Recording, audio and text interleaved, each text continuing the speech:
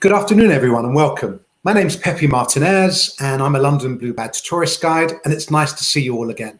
Now, today, Guide London Live goes fashion. So for those of you that have joined us before, welcome back. And for those of you that are viewing us for the first time, I'm a member of the Association of Professional Tour Guides, and we manage these Guide London Live broadcasts and the Guide London website. And we go out live every Monday, Wednesday and Friday at 4 o'clock, and we give you a little flavour, a little taste of London and British culture. Now, like many of you, we went into lockdown in March, and so rather than sitting at home polishing up our shiny badges, we decided to bring London to the world. And so every week we cover different subjects that we think that you guys will be interested in. Now, we don't ever expect that we're going to replace guiding, this will replace guiding in the real world, but we hope we're going to whet your appetite enough that when lockdown restrictions end, that you will come back to London and we'll be able to guide you in person. Now, we've covered many different subjects over the last 11 weeks, and we've had more than 100,000 views. So we go out simultaneously on Twitter, Facebook, and YouTube. And so if this is your first time, welcome. Do let us know in the chat where you're dialing in from or watching from today, and also share these broadcasts with your friends as well. Also, if you have any questions during today's broadcast, please put the questions in, and if we get time at the end, we'll make sure that we highlight some of the best questions. Now, today we are going fashion. Now, London is considered one of the great European cities for fashion and shopping, and I'm very proud to present to you two of my lovely Blue Badge Guide colleagues. We're going to be joined by Maitland Simpson. Good afternoon, Maitland.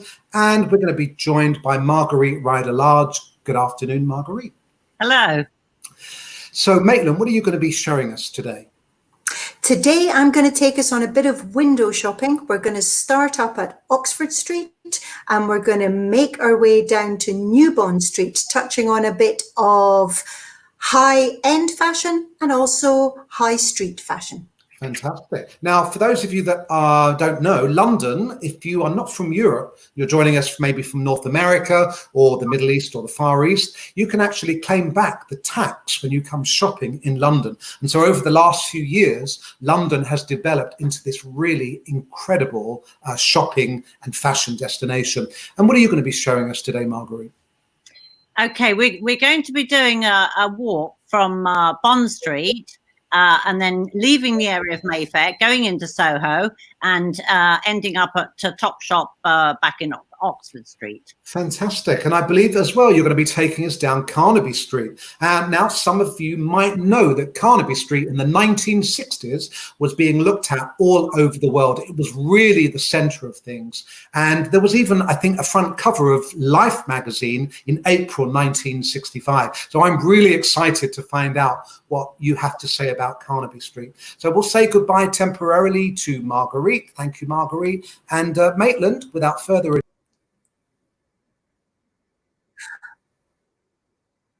Okay, well, today, as Pepe has said, and thank you very much, Pepe, we are going to touch on some of the most fabulous shopping spots in London. And our walk is going to take us from the beginning spot, which will be Selfridges department store. And there will be a map on screen. Can you look at the top there? You'll see it says Brasserie of Light. That's where we're going to start from. We're going to make our way all down through New Bond Street.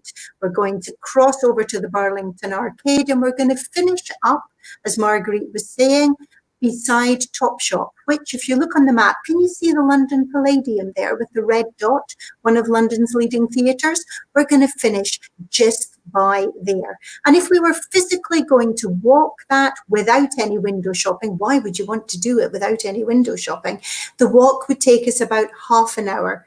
But I'm going to be with you for about the next 10 minutes. So we better get going. And where better to start than underneath this most magnificent clock. She's called the Queen of Time, and she is above the main entrance to Selfridges department store. And Selfridges, which started life in 1909, has been voted the world's best department store, not just by me, because I think it's marvelous, but by the people that really know the World Forum of Department Stores. And they've won that award for 4 years, which is unprecedented. When you enter into Selfridges, it's like you're going on a voyage of discovery. That's why the clock looks like a figurehead on the prow of a ship. And the store itself covers 10 acres of retail therapy. It was begun in 1909 by one Harry Gordon Selfridge. He was an American who'd worked in Chicago with Marshall Field, and he came over here and did most definitely revolutionize shopping. And if that name, Mr. Selfridge, sounds familiar, yes, indeed, he is the man who the popular television series was based on. Look carefully at Mr. Selfridge. He's got the most marvelous moustache. But if you've watched that TV show, the great actor Jeremy Piven, who does play him really well, did slightly annoy the real Mr. Selfridge's great-granddaughter, because Jeremy Piven has a beard. Mr. Selfridge never had one. He just had those marvelous moustaches and the most marvelous ideas. He's the man that brought us the countdown to Christmas. 10 shopping days to Christmas, 9 shopping days to Christmas, that sort of thing. He's the man who told us the customer is always right. And he had the most marvelous idea to put perfumes on the ground floor right beside the main entrance. Remember I said the store opened in 1909? At that peak time, people were coming to the store in horse-drawn carriages. This meant when the customers were deposited outside, the horses might have been depositing other things. And Mr. Selfridge did not want those smells coming into his store, so he put the perfumes there. You'd also be greeted by shop assistants on the shop floor, not behind counters. He had a staff of about 1,400, mostly women, which was innovative in itself. And he encouraged the staff to come out from behind the counters and interact with the customers. As I say, he really was a revolutionary. And I firmly believe he would love how the store is developing today. Look at that slide of the store itself. Right on the top, there's a bright yellow flag. And yellow is the focal colour of Selfridges today. The store reopened this week because, of course, we've had quite a bit of current shenanigans going on, and people were queuing well before opening time. Selfridges also have donated £900,000 this year to charities within the UK, helping people during the current coronavirus situation. And when the store, which is open at the moment, when it is fully up and running, they anticipate that people will spend an average of about 2.25 hours in the store. And talking about spending, if you are coming over from China, thank you very much, because Chinese people spend the most on average per head, about £2,000 a person per visit. But you can come to Selfridges and really spend no money at all, because you could just gaze at their marvelous windows. A couple of years ago, I took some photographs and just look at this marvelous window. It is an underwater scene. But one of my favorite series of windows that they did was in the year 2016. And this one is an example of that. 2016 was 400 years since the death of the playwright William Shakespeare. The windows of Selfridges were filled with scenes from his plays with a fantastic Selfridges contemporary twist. This one is from Midsummer's Night Dream. And not only did they decorate their windows, Selfridges created a cinema in the ground floor and a theatre as well.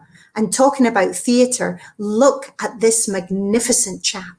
This is Pegasus. He's 24 feet in size. That's about 7.5 meters, encrusted with Swarovski crystals. And he soars over the brasserie of light.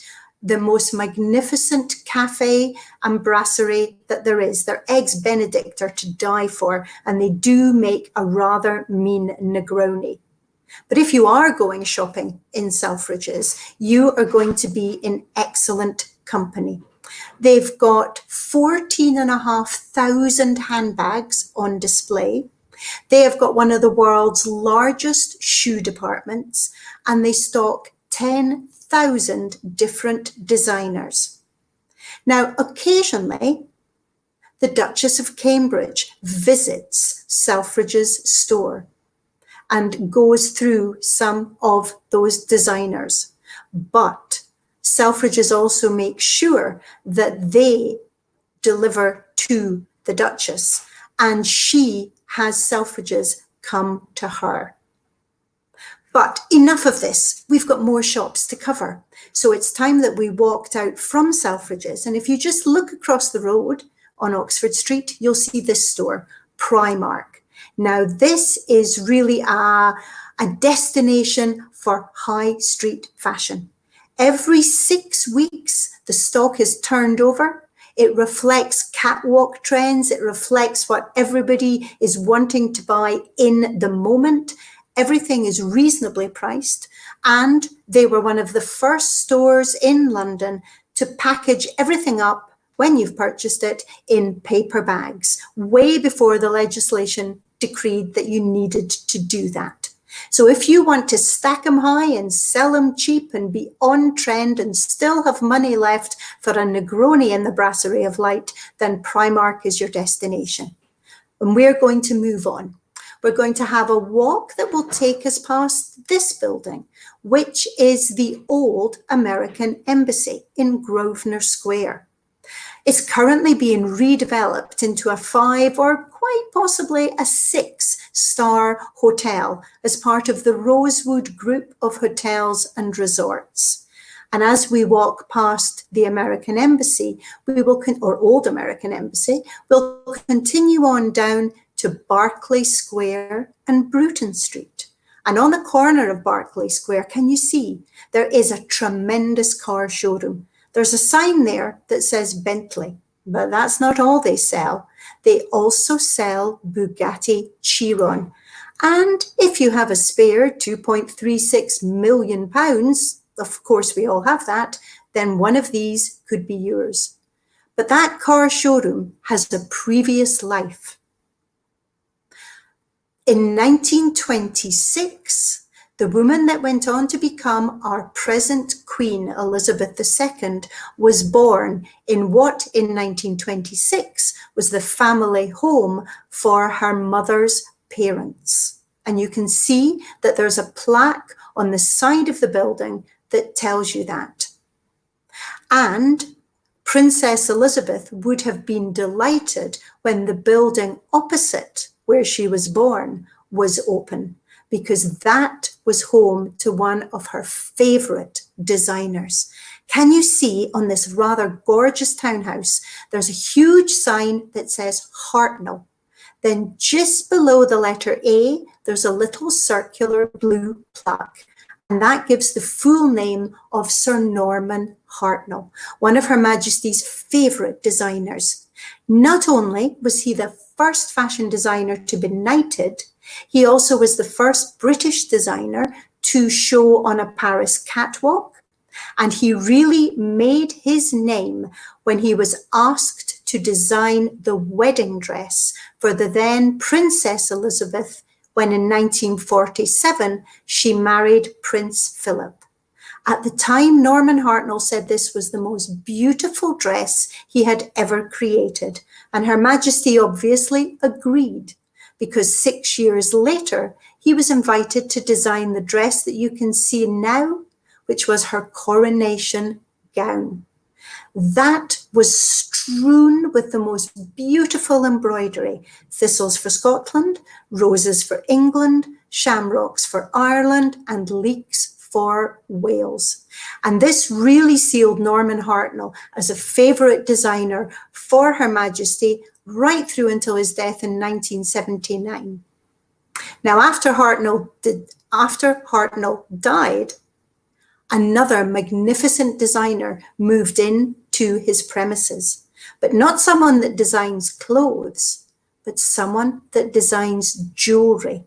And he designs for another queen, this woman, Beyonce.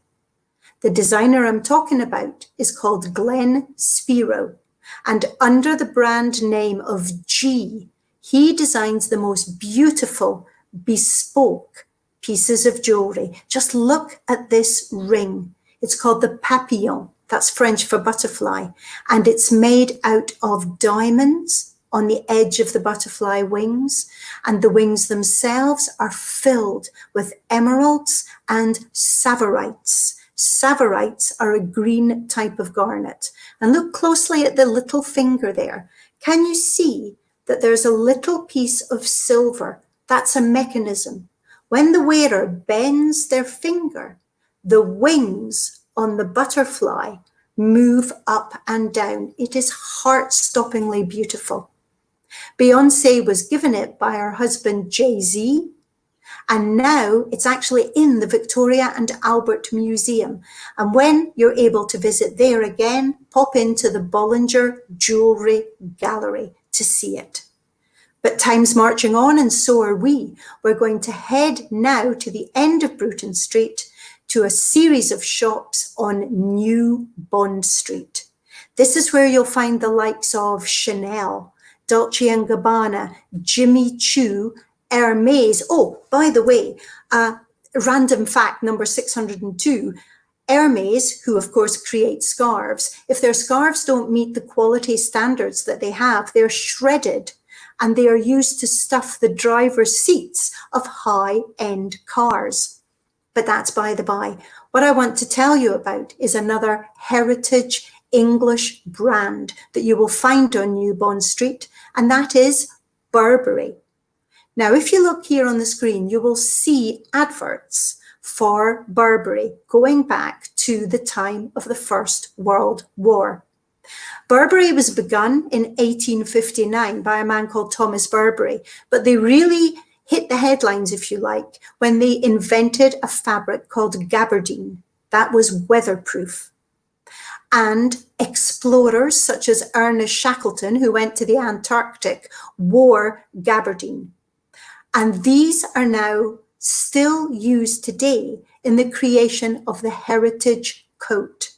During the First World War, officers wore and had to buy their own uniforms, and they wore them in the trenches. Civilians loved those coats, and so when the First World War ended, Thomas Burberry turned his hand to making clothing for civilians, and the classic coat became known as the trench coat because it was worn in the trenches.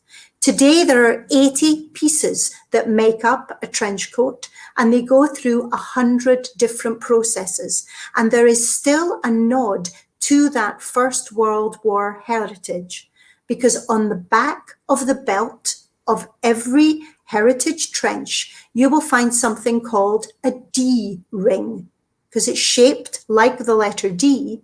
But what it was used for during the First World War was for officers to hook their hand grenades onto. And if you want to find out any more about this marvelous brand, about Thomas Burberry, I recommend that you look at a short film called The Tale of Thomas Burberry. And it's about the man himself, who in this image looks a little bit like an old Sean Connery, I think. But in the movie, he's played by the rather gorgeous Domhnall Gleeson, who you might know from the Harry Potter films and also from a recent series called Run. So tune in and find out all about the heritage brand.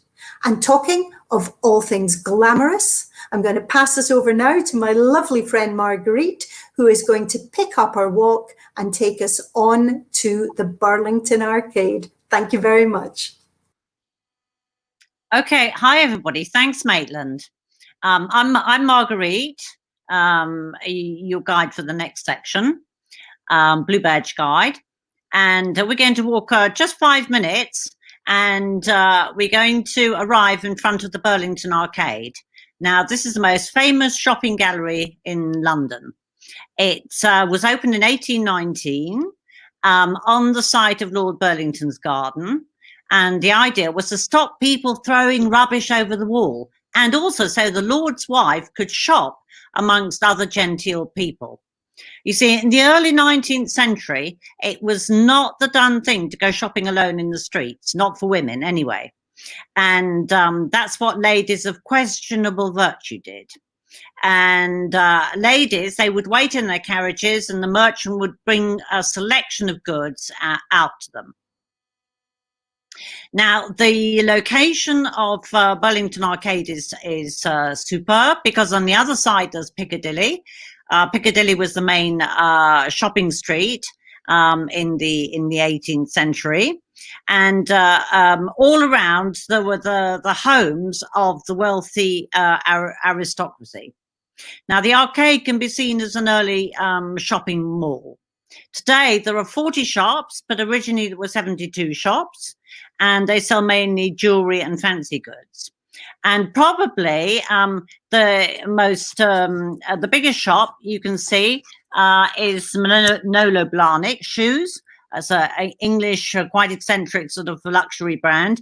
And in the photo, that's probably the most well-known shoes that he ever made. This was the favorite shoe of the stylist Isabella Blow, and when she died, there was an exhibition of her fashion collection on at Somerset House, and then the entire collection was bought by the style icon Daphne Guinness, and Daphne Guinness lives just a few minutes away from the Burlington Arcade. Now, the arcade itself, it features in the film 101 Dalmatians. The actors are cycling up and down. But today we can see two beadles in front of the arcade. They're in their frock coats and top hats, and they're in charge of monitoring behavior. Now, we're going to just walk 5 minutes for going east, and we're going to Savile Row, which since the 18th century has been the centre of bespoke tailoring in London.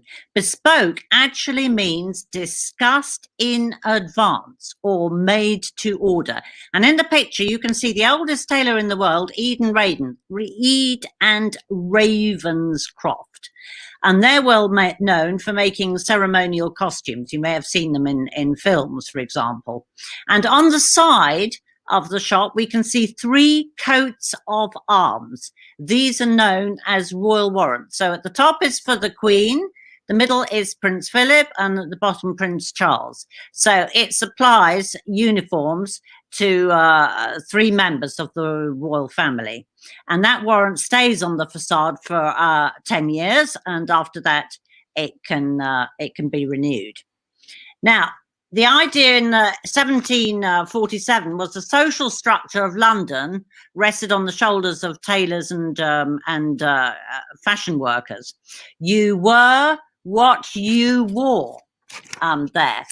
And we're going to look at the first shop here in Savile Row. This is Jeeves and Hawkes, and they introduced ready-to-wear to Savile Row. We then have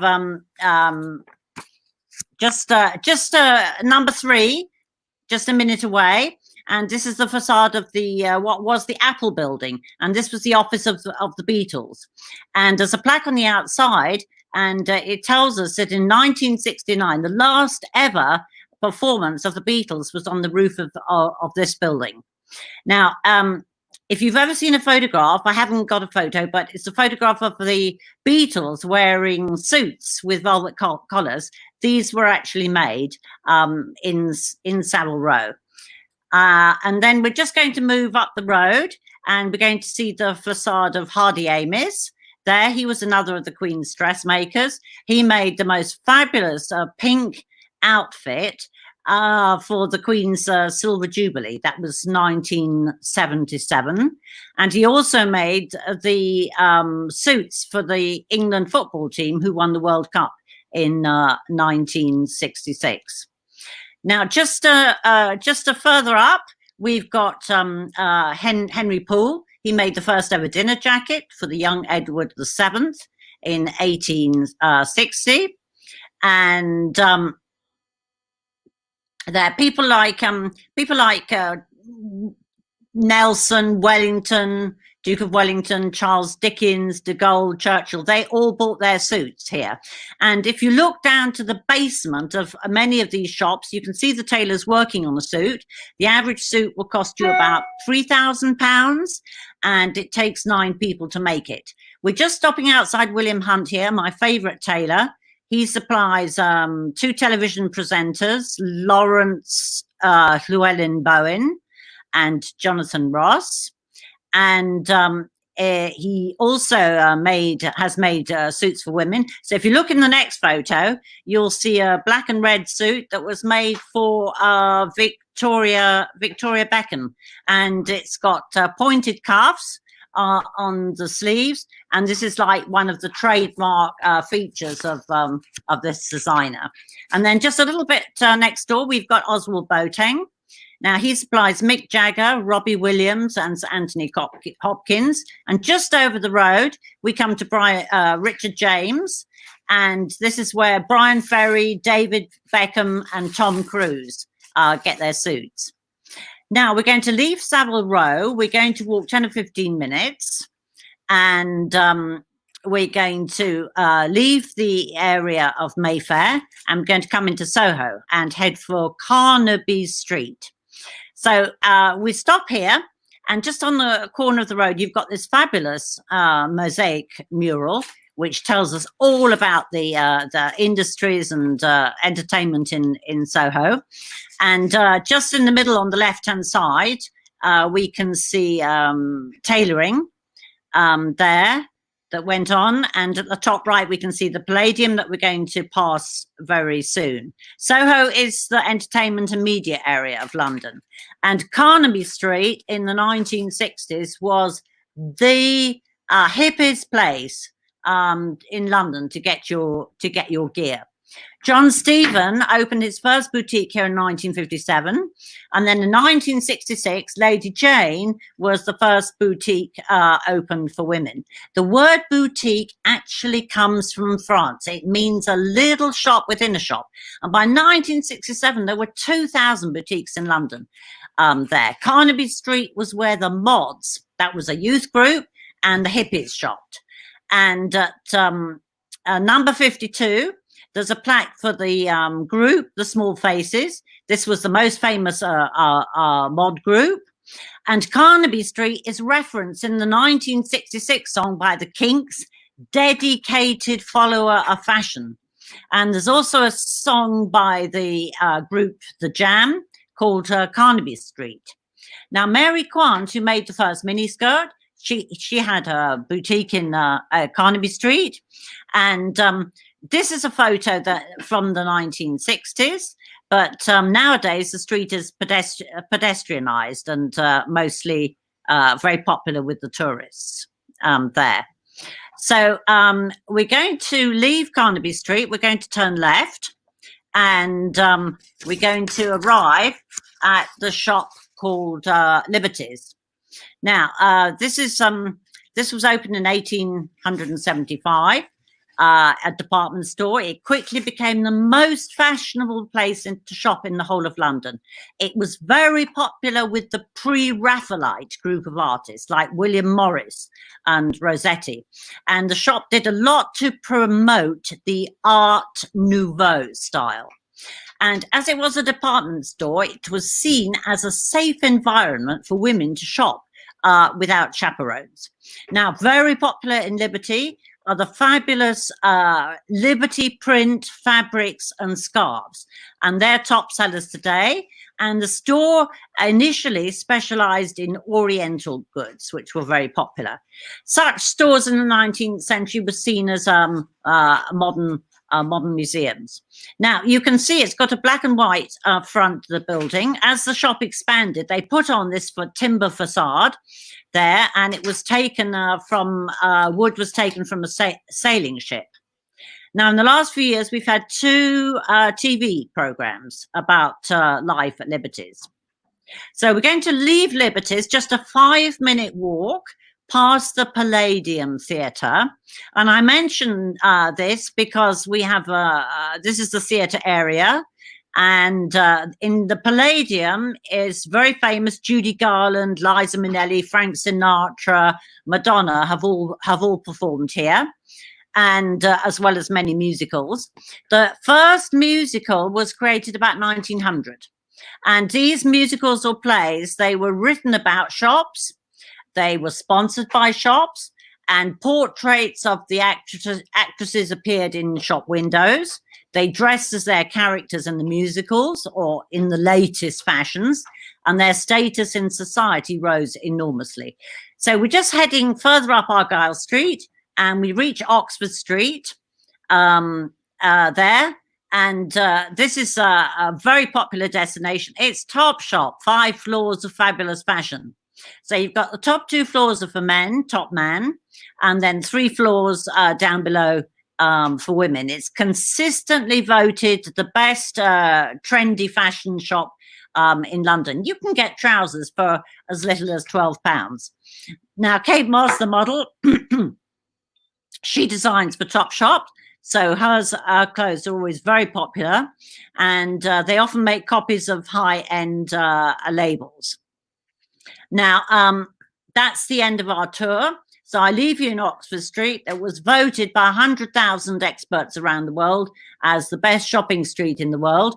So I hope you can come to London and join us here very soon. Come on the tour, come shopping, and my thanks to Maitland. Thank you very much, Marguerite. That was fabulous. Thank you, Maitland. That was also fabulous as well. Now, as we're devoting today's programme to fashion, I have to ask this question. Maitland, who are you wearing? Thank you for asking. I am wearing a vintage Fendi shirt, and I decided to pair it with earrings that I first bought in 1981. Never throw anything out. Fantastic. We do love a bit of vintage. And Marguerite, I think I need to ask the same question of you. Who are you wearing today? Well, I've got, it's a little bit difficult to see, but I've got this, it looks a bit like a fossil. Whoops. Looks amazing. Give us a 12, Marguerite. Go on, just give us a quick 12. We need to see the back of this outfit, I think. That is, it's almost like an asymmetrical out. It's incredible. Yes, it's like an ammonite fossil, and there's another one on the skirt down below. So this is just a shawl, my shawl on the top. No, but it's very complicated to twist the fabric around to make that shape. It's the Miyake.